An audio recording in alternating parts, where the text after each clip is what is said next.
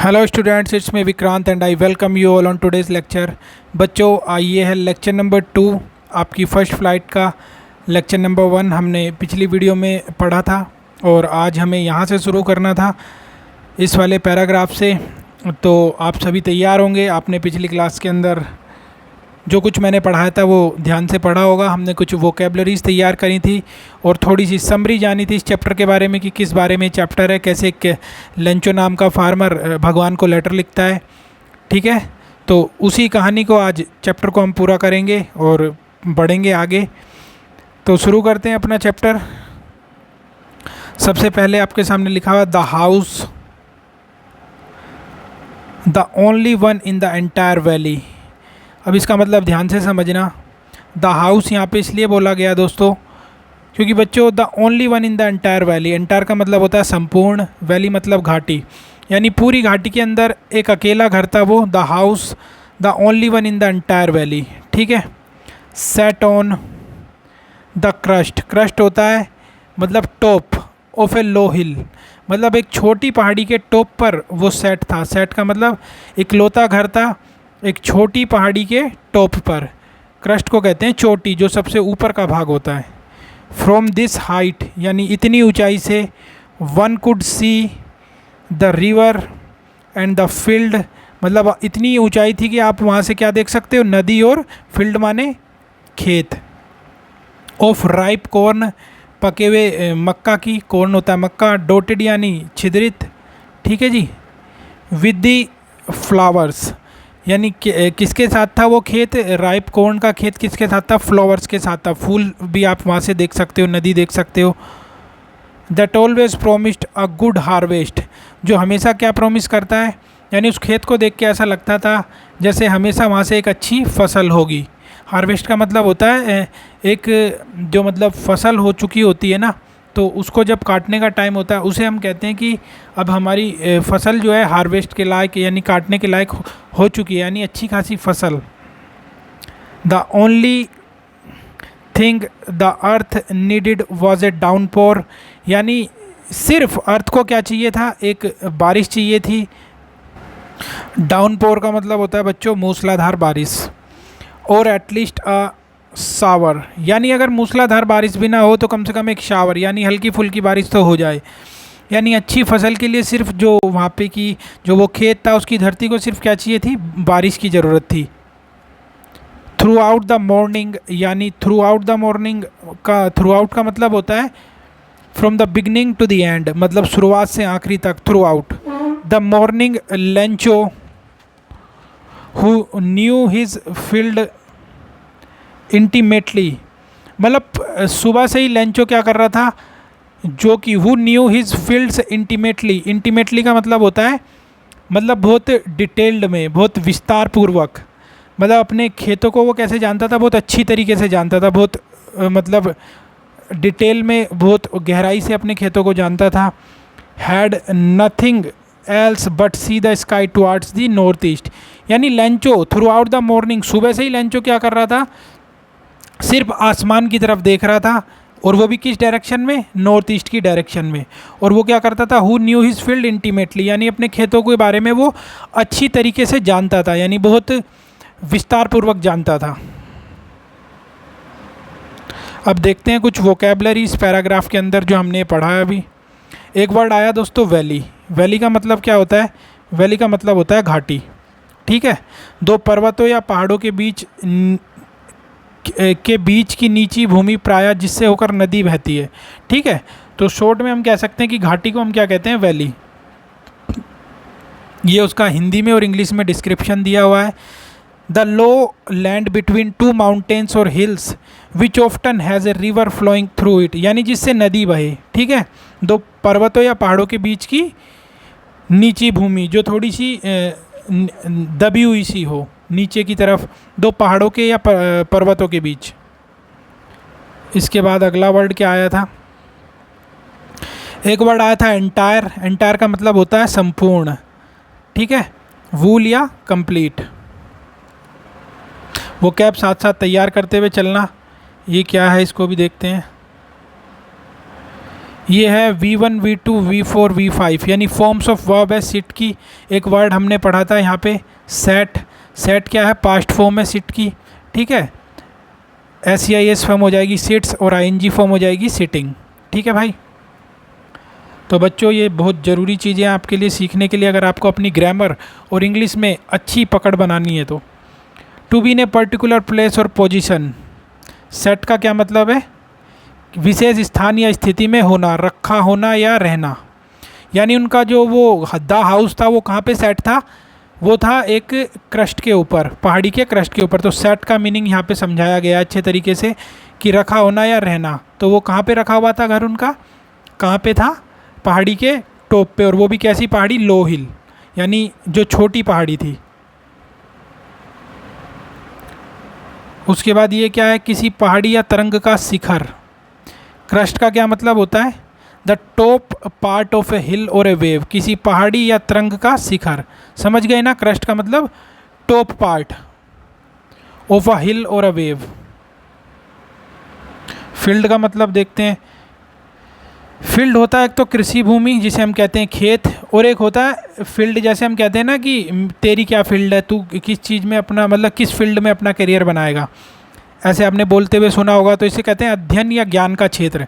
तो फील्ड के दो मतलब हमने जाने, एन एरिया ऑफ स्टडी और नॉलेज, अध्ययन या ज्ञान का क्षेत्र, और एक हमने जाना क्या? खेत। अब देखो राइप का मतलब, राइप का मतलब होता है पका हुआ, ठीक है। और एक दूसरा मतलब क्या होता है? किसी स्थिति के लिए तैयार या उपयुक्त। यहाँ पे जो चैप्टर के अंदर मतलब है वो पका हुआ होगा, क्योंकि ये फसल के बारे में बात हो रही थी। तो राइप्ड कॉर्न, ठीक है ना, तो वही पका हुआ अनाज या फिर मक्का।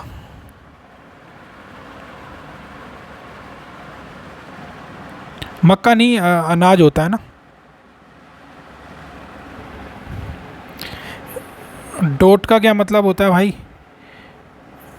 डॉट का मतलब मैंने बताया था बिंदु, वही छिद्रित हो गया बिंदु बिंदु। डॉटेड क्या होती है? पास्ट फॉर्म होती है, ठीक है।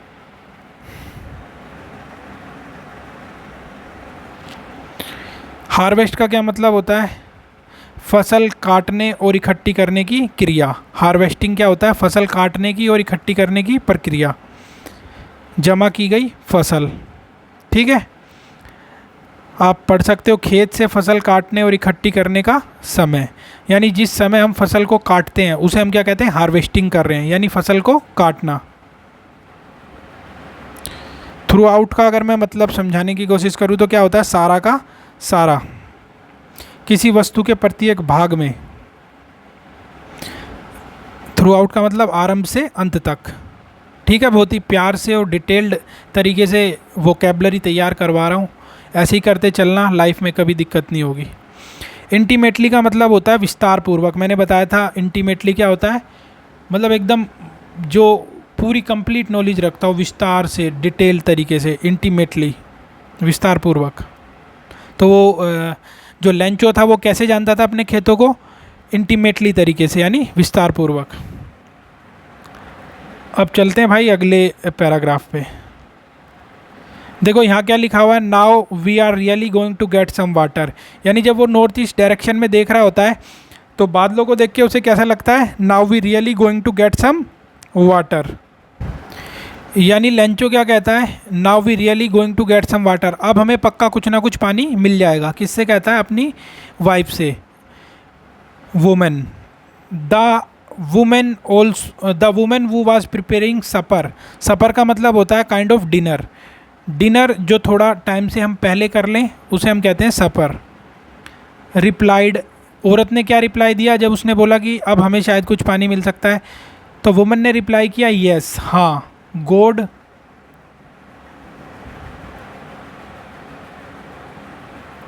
विलिंग, भगवान की इच्छा रही तो ऐसा हो जाएगा, वो भी कहती है। जो लेंचो की वाइफ होती है उसने कहा yes, God willing. The older boys were working in the field. जो उनके ओल्डर माने जो बड़े बच्चे थे वो कहाँ, लेंचो के जो बड़े बच्चे थे वो क्या कर रहे थे? फील्ड के, खेतों के अंदर काम कर रहे थे। While the smaller ones were playing near the house. और जो छोटे बच्चे थे वो क्या कर रहे थे? खेलने लग रहे थे। कहाँ पे? नियर द हाउस, घर के पास में। अनटिल यानी जब तक कि the women called to them all, जब तक कि लेंचो की वाइफ ने, उस औरत ने सबको आवाज़ नहीं लगाई, कम फॉर डिनर, कि डिनर के लिए आ जाओ, खाना खा लो, मतलब रात का जो डिनर होता है उसके लिए उसने आवाज़ नहीं लगाई उन्हें, जब तक वो क्या कर रहे थे, सारे खेलने लग रहे थे घर के पास में, और बड़े बच्चे क्या कर रहे थे, खेतों में काम कर रहे थे। It was during the meal that just Lencho had predicted, predicted होता है भविष्यवाणी करना, यानी जब वो ड्यूरिंग द मील यानी जब वो डिनर कर रहे थे तभी क्या हुआ, Lencho had predicted big drops of rain began to fall, जैसा कि लेंचो ने प्रेडिक्ट किया था ना वैसा हुआ, और बिग ड्रॉप्स ऑफ रेन यानी बारिश की बड़ी बूंदें क्या हुई, बिगन टू फॉल यानी गिरनी शुरू हो गई, बिगन माने शुरू होना, फॉल माने गिरना। In the north east huge mountains of cloud could be seen approaching, यानी नॉर्थ ईस्ट डायरेक्शन जो थी, नॉर्थ ईस्ट, वहाँ से ह्यूज माउंटेन्स, बड़े जो क्लाउड थे, ह्यूज माउंटेन्स ऑफ क्लाउड यानी बादलों के बड़े पहाड़ जैसे जो बादल थे, could be seen approaching, approaching माने होता है आते हुए, यानी अप्रोचिंग होना यानी नॉर्थ ईस्ट डायरेक्शन से बड़े पहाड़ जैसे बादल आते हुए देख सकते थे। The air was fresh and sweet, air कैसी थी, फ्रेश थी और स्वीट थी। The man went out for no other reason than to have pleasure, pleasure यानी किस चीज़ का, मज़ा लेना, of feeling the rain on his body, यानी द मैन वेंट आउट, आदमी था जो लेंचो था वो बाहर निकला था, फॉर नो अदर रीज़न, किसी और कारण से नहीं, than to have the pleasure, बल्कि प्लेजर लेने के लिए, मज़ा लेने के लिए, of feeling the rain on his body, अपने अपने शरीर के ऊपर बारिश के गिरने का मज़ा लेने के लिए लेंचो बाहर निकला था। एंड वैन ही रिटर्नड, और जब वो वापस आया, ही एक्सक्लेम्ड, एक्सक्लेम्ड का मतलब होता है भाई, एक्सक्लेम का मतलब होता है बच्चों ज़ोर से चिल्लाना, अचानक से, सरप्राइज्ड होके चिल्लाना, जब आप भुचक्के हो जाते हो ना और अचानक से कुछ बोलते हो उसे कहते हैं exclaimed. These are not rain drops, ये क्या नहीं है, ये सिर्फ बारिश की बूंदें नहीं है, फॉलिंग फ्रॉम द स्काई, आसमान से गिरती हुई। दे आर न्यू कॉइन्स, ये क्या है, नए सिक्के हैं। यहाँ पे बारिश की बूंदों को उसने कंपेयर किससे किया है, नए सिक्कों से। अब देखो थोड़ी सी वोकेबलरी देखते हैं। एक वर्ड आया था सपर, सपर मैंने क्या बताया था, ब्रेकफास्ट, जो थोड़ा सा टाइम से पहले हो जाए। यूजुअली हम 8 से 10 के बीच ब्रेकफास्ट करते हैं, ये मैंने स्टैंडर्ड टाइम बताया जो एक एवरेज टाइम होता है 8 से 10 के बीच। तो जो थोड़ा सा मतलब जल्दी हो जाए उसे सपर कहते हैं, काइंड ऑफ डिनर ही होता है सपर। जिस तरह ब्रंच बन गया ब्रेकफास्ट और लंच से मिलके, उसी तरह सपर हो गया, ठीक है। उसके बाद गॉड विलिंग आया है। गॉड विलिंग क्या होता है, ईश्वर की कृपा हो, ठीक है।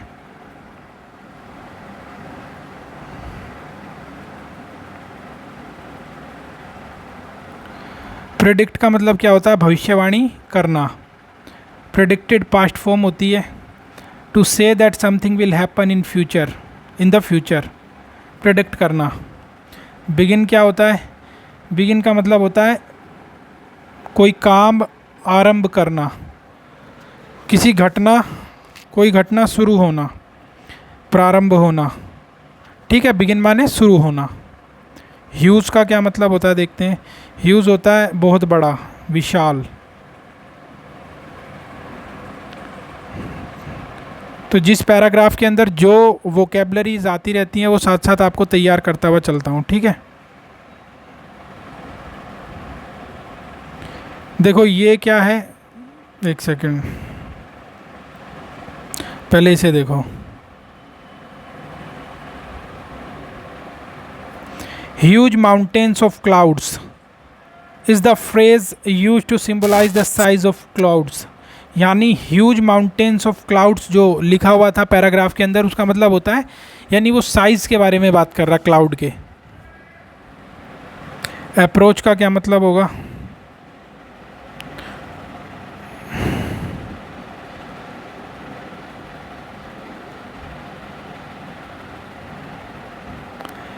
अप्रोच का मतलब होता है पास आना या पहुंचना, ठीक है। इसके अलावा एक अप्रोच का मतलब होता है किसी समस्या या स्थिति से निपटना, शुरू करना। To begin to deal with a problem और सिचुएशन। एग्जाम्पल देख सकते हो आप, what is the best way to approach this problem, यानी समस्या से निपटने के लिए बेस्ट अप्रोच क्या होगी। एक क्या मतलब है, एक मतलब है किसी व्यक्ति के पास अनुरोध या प्रस्ताव के साथ जाना, मांग पेशकश करना, यानी किसी को अप्रोच करना। ठीक है, I am going to approach them about a loan, यानी मैं लोन के बारे में उन्हें अप्रोच करने जा रहा हूँ। तो अप्रोच के कुछ इंपॉर्टेंट मीनिंग थे जो मैंने आपको बताए। जूम कर देता हूँ, अब आपको दिख रहा होगा, आप स्क्रीनशॉट ले लो इसका। ठीक है, उसके बाद बात करते हैं प्लेजर की। प्लेजर क्या हुआ, प्रसन्नता या संतुष्टि। ठीक है, the feeling of being happy और सेटिस्फाइड। और प्लेजर का क्या मतलब होता है भाई, आनंद, इंजॉयमेंट। ठीक है, बात करते हैं THAN देन की। दो वस्तुओं की तुलना करने के लिए प्रयुक्त से की अपेक्षा, used when you are comparing two things, यानी दो चीज़ों का कंपेयर करने के लिए हम देन का यूज़ करते हैं। एक THEN होता है, वो अलग होता है। ठीक है, ये है THAN। Used with more and less before numbers, expression of time distance, संख्यावाची समय सूचक दूरी आदि शब्दों से पहले मोर और लेस के साथ प्रयुक्त। मतलब इस तरीके से भी इसका यूज़ होता है, ये आप पढ़ सकते हो अगर पढ़ना चाहो। वरना जो मेनली यहाँ पर दिखाया गया वो क्या है, अपेक्षा करना, दो चीज़ों का कंपैरिजन करना।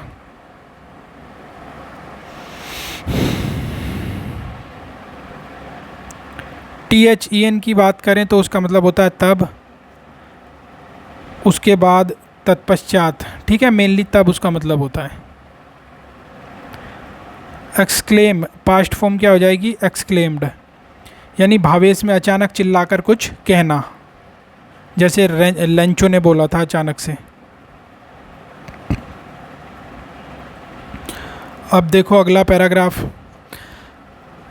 The big drops are 10 cents pieces, जो बड़ी बूंदें हैं, उसने कंपेयर किया था ना नए सिक्कों से, पानी की बूंदों को, बारिश की बूंदों को। तो उसने क्या बताया था, बिग ड्रॉप्स को 10 सेंट्स बताया था, and the little ones are 5, और जो छोटी बूंदें थी उनको 5 सेंट्स बताया था। ठीक है, पीस माने होता है पीसेस, टुकड़े। विद ए सेटिस्फाइड एक्सप्रेशन, यानी एक संतुष्टि भरा एक्सप्रेशन, एक्सप्रेशन देते हो ना, हाव भाव, एक्सप्रेशन का मतलब हाव भाव। ही regarded the field of ripe corn with its flowers, यानी यहाँ पे रिगार्डेड का क्या मतलब है, रिगार्डेड मतलब होता है एक क्षण के लिए देखना या फिर सम्मान देना। The field of ripe corn, यानी उसने जो पके हुए राइप कॉर्न थे, अनाज के जो खेत थे, उनकी तरफ देखा और उन्हें क्या किया, रिगार्ड दिया, विद इट्स फ्लावर, फूलों से। ड्रैप्ड इन ए कर्टेन, कर्टेन यानी पर्दा, ड्रैप्ड यानी लिपटा होना, ऑफ रेन, जो क्या थे, रेन के पर्दे में लिपटे हुए थे। But suddenly a strong wind, अचानक से क्या हुआ, एक तेज विंड माने हवा, बिगन टू ब्लो, यानी एक तेज हवा चलनी शुरू हो गई, and along with the rain very large hailstones began to fall, और हवा के साथ साथ वेरी लार्ज, बहुत बड़े बड़े हेल स्टोन्स यानी ओले भी गिरने शुरू हो गए। This truly did resemble, resemble का मतलब होता है किसी और की तरह दिखना। न्यू सिल्वर कॉइन्स, मतलब ये जो हेल स्टोन्स गिर रहे थे और ये आंधी जो बहुत तेज चल रही थी, इसमें जो ये ओले गिर रहे थे, किसकी तरह लग रहे थे, जैसे बिल्कुल न्यू सिल्वर कॉइन्स की तरह, तो नए चांदी के सिक्के की तरह बिल्कुल लग रहे थे, ये जो ओले गिरने लग रहे थे। The boys exposing them self to the rain, expose होता है खतरा उठाना या अपने को नई चीज़ें ट्राई करना, तो जो लड़के थे वो क्या कर रहे थे, एक्सपोज कर रहे थे खुद को, themselves to the rain, वर्षा में। रन आउट टू कलेक्ट, मतलब कलेक्ट करने के लिए भागे। द फ्रोज़न, फ्रोज़न होता है जमे हुए, और पेयर्ल्स होता है मोती। ठीक है, मतलब जो ओले होते हैं वो मोती की तरह लगते हैं, तो उनको कलेक्ट करने के लिए लड़के अपने आप को एक्सपोज कर रहे थे, मतलब ख़तरा उठा रहे थे, बाहर जा रहे थे। एक्सपोज होता है नई चीज़ों का एक्सपीरियंस करना, ख़तरा उठाना, उस सेंस में एक्सपोज का यूज़ होता है। तो जो लड़के थे वो ओलों से डर नहीं रहे थे, बल्कि बाहर भाग रहे थे उन्हें इकट्ठा करने के लिए, जो कि कैसे लग रहे थे, जमे हुए मोती की तरह। अब बच्चों देखते हैं इस पैराग्राफ के अंदर आए कुछ इंपॉर्टेंट वर्ड्स यानी वोकेबलरी। सेंट क्या होता है भाई? सेंट होती है करेंसी, ठीक है। देखो, a monetary unit in various countries equal to 100 of a dollar, euro और other decimal currency unit. The pound is down to cents at $1.40। यानी ये सब तो डिटेल लिखी हुई है। मेनली जो सेंट है यहाँ पे क्या है? करेंसी होती है एक तरह की। जैसे हमारे इंडिया की करेंसी क्या है? रुपी, ठीक है। उसी तरह सेंट भी एक करेंसी है।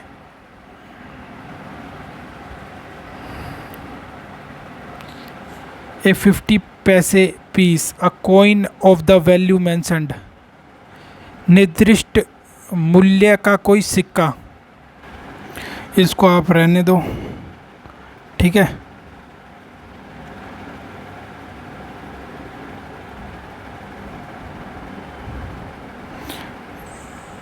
देखो उसके बाद क्या है? पीस। पीस का क्या मतलब होता है?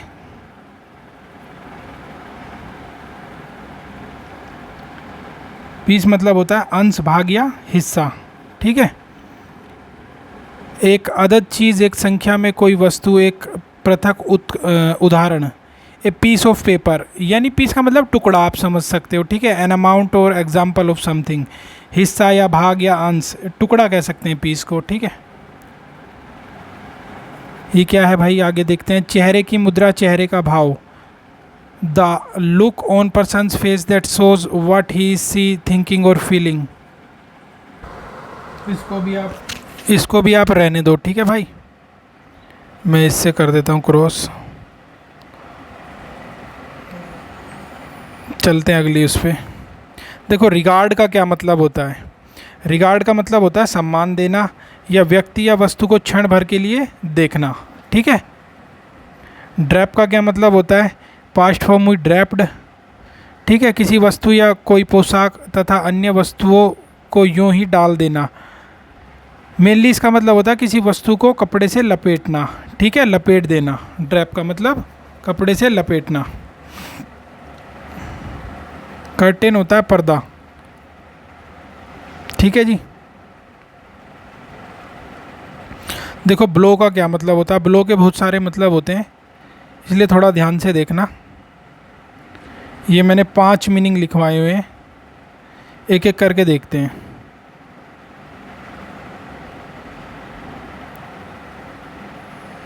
देखो, ब्लो की पहले क्या होती है? सिंपल फॉर्म होती है V1 ब्लो, फिर ब्लू, ब्लॉन, ब्लोज, ब्लोइंग, ठीक है। ING फॉर्म हो गई, ये SES वाली फॉर्म हो गई। हवा का बहना, चलना, उसे क्या कहते हैं? हवा के बहने या चलने को हम क्या कहते हैं? ब्लो, जो इस चैप्टर में आपका मीनिंग है ब्लो से, ब्लो का, ठीक है। हवा से उड़ना, to move because of the wind और ए करंट ऑफ एयर। एक तरह से ये भी वही हो गया, जब हवा चलेगी तभी तो कुछ हवा से उड़ेगा। तो सेंस भी समझते हुए चलना। ये सेंटेंसेस में इनके मतलब यूज़ दिए हुए हैं। अगर समझना आए तो सेंटेंसेस की हेल्प ले सकते हो। फूंक मारने को भी हम ब्लो कहते हैं, ठीक है। तो ब्लो एक तो हुआ हवा से उड़ना, एक हुआ फूंक मारना, एक क्या हुआ? फूंक मारकर बुलबुले आदि बनाना, तो वही हो गया फूंक मारना। और एक क्या हो गया? फूंक मारकर सीटी, वाद्य यंत्र आदि बजाना। तो मेनली क्या मतलब हुआ ब्लो का? सीटी मारना या फिर वो फूंक मारना या फिर हवा का चलना। हेल स्टोन क्या होगा? ओले।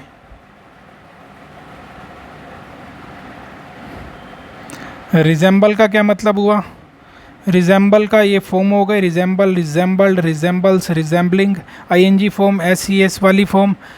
लता रिजेंबल्स हर ब्रदर, यानी किसी दूसरे व्यक्ति या वस्तु जैसा दिखना या फिर होना, किसी और की तरह होना या दिखना रिजेंबल कहलाता है, ठीक है भाई।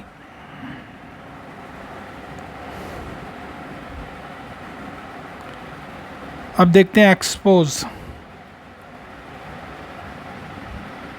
एक्सपोज के कितने मीनिंग है? इसके 4 मीनिंग है, देखते हैं एक एक करके। एक्सपोज, इसकी ING फॉर्म क्या हो जाएगी? एक्सपोजिंग। प्रायः गुप्त रहने वाली वस्तु को बाहर निकालना, रहस्य खोल देना, एक्सपोज करना, ठीक है। तो एक तो होता है भांडा फोड़ देना, एक्सपोज करना किसी को किसी का पर्दाफाश करना, एक है किसी को या अपने को खतरनाक स्थिति में डालना, खतरा उठाना, एक्सपोज करना। जैसे बच्चे उठा रहे थे बारिश में, ओले पड़ रहे थे, तब भी वो बाहर निकल रहे थे, तो वो क्या कर रहे थे, अपने को एक्सपोज कर रहे थे, ठीक है, अपना मतलब खतरा मोल उठा रहे थे। कुछ सीखने या अनुभव करने का अवसर पाना या देना, यानी नई चीज़ें ट्राई करना भी क्या होता है, एक्सपोज करना। फोटोग्राफी में फ़ोटो लेते समय कैमरे के अंदर फिल्म में प्रकाश का प्रवेश होना, उसे भी क्या कहते हैं, एक्सपोज करना, ठीक है। In photography to allow light into the films inside a camera when taking a photograph. तो ये थोड़ा सा टेक्निकल मतलब है, ये आमतौर पर यूज़ नहीं होता, ठीक है। जो मेन मतलब थे वो मैंने आपको बता दिए। फ्रोज़न का मतलब होता है भाई जमा हुआ।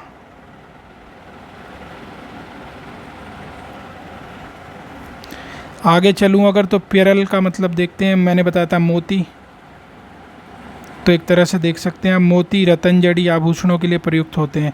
एक प्रकार के शंखमीन के खोल के भीतर उगने वाली छोटी कड़ी गोल और श्वेत वस्तु रतन जड़ित आभूषणों में प्रयुक्त होते हैं। आप शॉर्ट में जानते हो पेरल्स का मतलब, ये प्लरल फॉर्म हो गई पेरल की, एस लगा के, इसको हम कहते हैं मोती, ठीक है। अब नेक्स्ट पैराग्राफ आ जाता है हमारा। It's really getting bad now, अब ये सचमुच में बहुत बुरा हो रहा है, ठीक है। कौन कह रहा है, लेंचो। एक्सक्लेम्ड, एक्सक्लेम्ड का मतलब वही हो रहा है अचानक से सरप्राइज्ड होकर कुछ कहना। एक्सक्लेम्ड द मैन, मैन कौन था, Lencho. I hope it passes quickly, वो क्या कह रहा है, मैं उम्मीद करता हूँ, आई होप कि ये जल्दी पास हो जाए, जल्दी से गुजर जाए।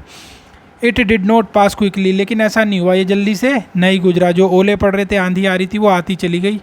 For an hour and the hell rained on the house, लगभग 1 घंटे तक आंधी और ओले पड़ते रहे। द हेल, हेल यानी ओले, रेन्ड बारिश, ऑन द हाउस घर पर, ओले और बारिश पड़ते रहे घर पर। द गार्डन, गार्डन पर।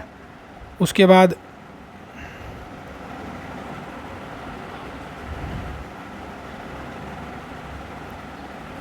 द हिल साइड, हिल के ऊपर। द कॉर्नफील्ड, जो अनाज का खेत था उसके ऊपर। ऑन द वूल वैली, पूरी की पूरी घाटी के ऊपर। The field was white, field कैसा हो गया था, पूरा सफ़ेद। As if covered with salt, किससे घिर गया था सारा का सारा, नमक से। एज इफ़ का मतलब होता है मानो जैसे, मानो जैसे सारा का सारा नमक से घिर गया था, सारा वाइट वाइट हो गया था ना, इसलिए वो कह रहा है कि ऐसा हो गया था जैसे कि पूरा का पूरा मतलब मानो जैसे नमक से घिर गया हो। Not a leaf remained on the trees, मतलब पेड़ों पर एक पत्ता तक नहीं बचा था। The corn was totally destroyed, corn क्या हो गई थी, पूरी की पूरी तबाह हो गई। 4 यहाँ पे मिसप्रिंट है। The flowers were gone from the plant, जो फूल थे वो प्लांट्स यानी पौधों से जा चुके थे।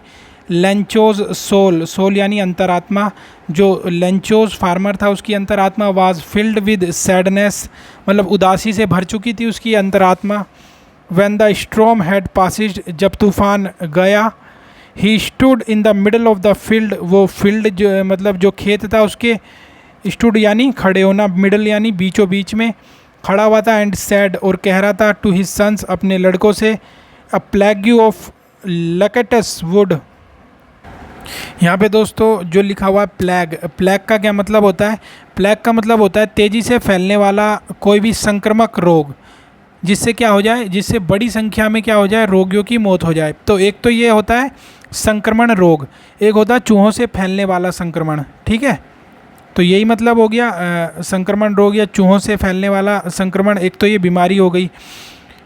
और प्लेग ऑफ लोकस्टस का मतलब क्या हुआ, किसी इलाके में बड़ी संख्या में गंदे पशु या कीड़े मकोड़े एक ही वक्त में आ जाना। तो वो उसको उस चीज़ से कंपेयर कर रहा था कि जो आंधी और ओले पड़ गए थे, कि अचानक से एक प्लेग ऑफ लोकस्टस आ गया है। इसको लोकस्टस को हम क्या कहते हैं, टिड्डे। मतलब ये क्या होता है, जो हमारा जो लोकस्ट होते हैं दोस्तों वो होते हैं जो अफ्रीका या अमेरिका के तरफ काइंड ऑफ पाए जाते हैं। एक तरह के कीड़े होते हैं उड़ने वाले, जिन्हें हम कहते हैं टिड्डे। ठीक है, हमारे इधर भी पाए जाते हैं, वो थोड़े से डिफरेंट होते हैं। अब हम देखते हैं इस पैराग्राफ के अंदर जितनी वर्ड मीनिंग हमने जानने लायक है उन्हें देखते हैं। देखो, एज इफ़ का मतलब हो गया मानो। सोल का क्या मतलब हो गया? व्यक्ति की आत्मा, जीवात्मा, अंतरात्मा, कुछ भी कह सकते हैं।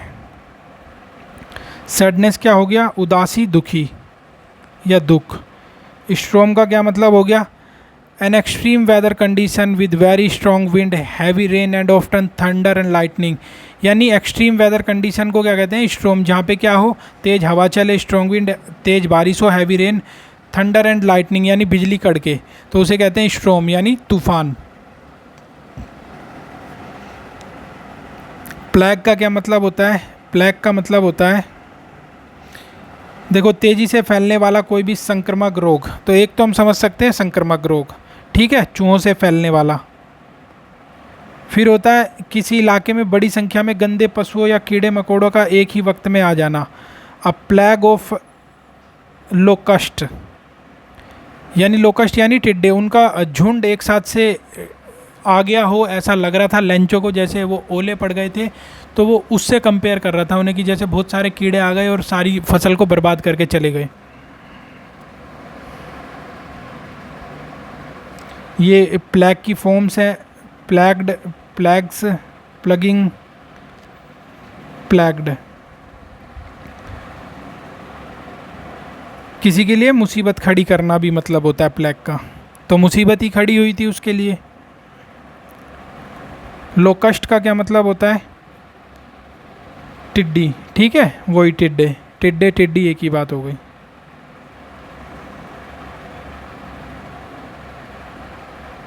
देखते हैं अगले पैराग्राफ को। तो वो क्या कह रहा था? अ plague of locust have left more than this.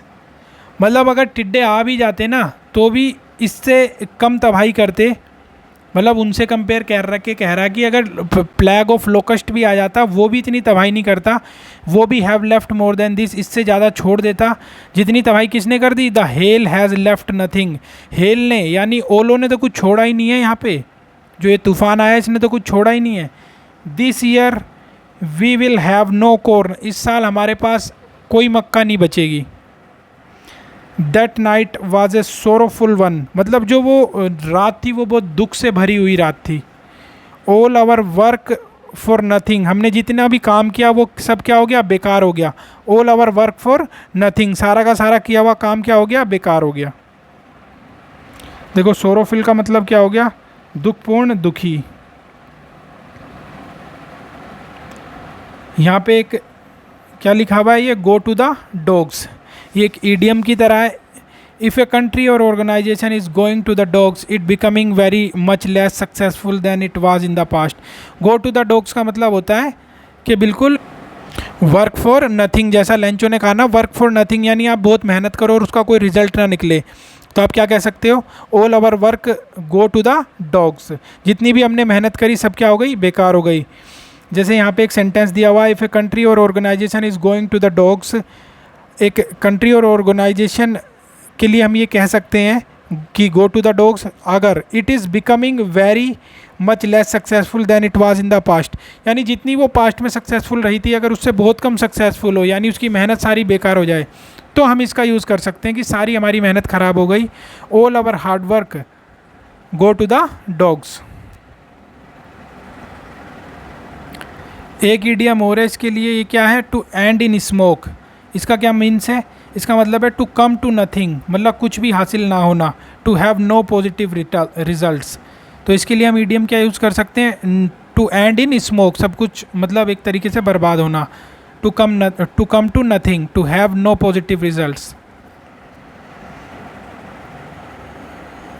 देखो अगला paragraph, there is no one who can help us, ऐसा कोई भी नहीं है जो हमारी मदद कर सके। We will all go hungry this year, हम सारे के सारे क्या होंगे? भूखे मरेंगे इस साल। ठीक है, ये कौन कह रहा था? लेंचो। चलते हैं आगे, ठीक है बच्चों। देखो अब आपका आ गया क्या? Oral comprehension. अब आई थिंक लगभग 35 मिनट की वीडियो हो चुकी है आपकी। अब बचा हुआ जो चैप्टर है उसको अगली वीडियो से कंटिन्यू करेंगे। तो मिलते हैं अगली वीडियो में, जब तक के लिए आप पढ़ते रहिए और सब्सक्राइब करिए channel Vikrant Vats. Take care, bye bye.